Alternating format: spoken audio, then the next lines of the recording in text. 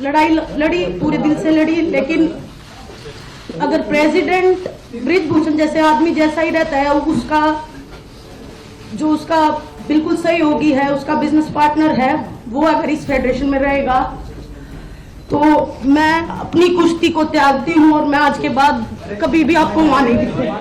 Olympic पदक मिळवणारी भारतातली पहिली महिला कुस्तीपटू म्हणून जिचा संपूर्ण भारताला अभिमान वाटला, आज त्याच साक्षी मलिकवर आपली प्राणप्रिय कुस्ती सोडण्याची वेळ आली आहे। साक्षीनं कुस्ती सोडण्याचा निर्णय जाहीर केलाय। यामुळे क्रीडा विश्वात एकच खळबळ उडाली आहे। मागच्या अनेक महिन्यांपासून साक्षी मलिकसह विनेश फोगाट आणि बजरंग पुनिया यांच्यासह काही कुस्तीपटू आंदोलन करत असल्याचं आपण पाहतोच आहे। त्यात साक्षी मलिकनं इतका मोठा निर्णय घेण्यामागचं कारण नेमकं काय आहे, जाणून घेऊयात या व्हिडिओच्या माध्यमातून।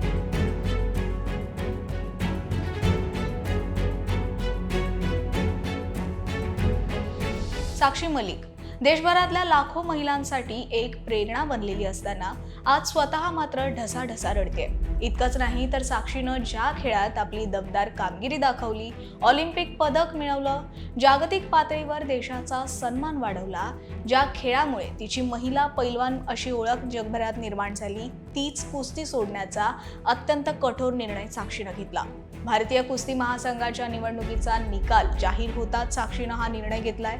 पण कुस्ती सोडावी असा निर्णय साक्षीनं का घेतला ते आता जाणून घेऊयात। गेल्या अनेक दिवसांपासून देशात कुस्तीपटू विरुद्ध भाजप खासदार बृजभूषण सिंग असा सामना आपल्याला पाहायला मिळतोय। बजरंग पुनिया, साक्षी मलिक यांच्या नेतृत्वाखाली पैलवानांनी आंदोलन सुरू केलं। क्रीडा क्षेत्रासह राजकीय क्षेत्र आणि देशभरातून या आंदोलनाला पाठिंबा मिळत होता। बृजभूषण शरण सिंग यांनी भारतीय कुस्ती महासंघाच्या अध्यक्षपदी असताना महिला कुस्तीपटूंचा लैंगिक छळ केल्याचा आरोप करण्यात आला होता। या प्रकरणी तक्रार देऊन सुद्धा बृजभूषण यांच्यावर आतापर्यंत कोणतीच कारवाई करण्यात आली नाही असं म्हणत कुस्तीपटूंनी आंदोलन सुरू केलं होतं। मात्र एवढं मोठं आंदोलन होऊन सुद्धा कुस्ती महासंघाचे नवे अध्यक्ष म्हणून बृजभूषण सिंग यांच्याच जवळच्या व्यक्तीची निवड झाली असल्याचा दावा या कुस्तीपटूंनी केलाय।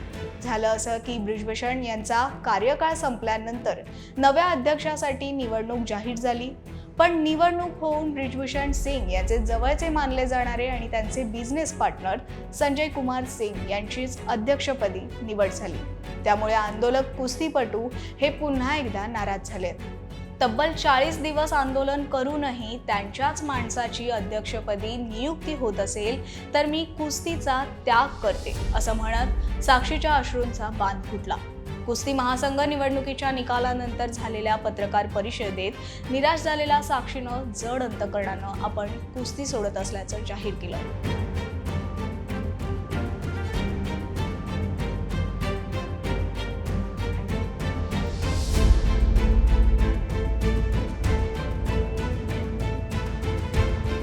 मात्र ज्यावेळी साक्षीनं देशाला ऑलिम्पिक पदक मिळवून दिलं त्यावेळी डॉटर ऑफ इंडिया, भारताची कन्या असं म्हणत तिचं कौतुक करणारे पंतप्रधान नरेंद्र मोदी साक्षीच्या या टोकाच्या निर्णयावर गप्प का असा सवालही समाज माध्यमांवर उपस्थित करण्यात येतोय।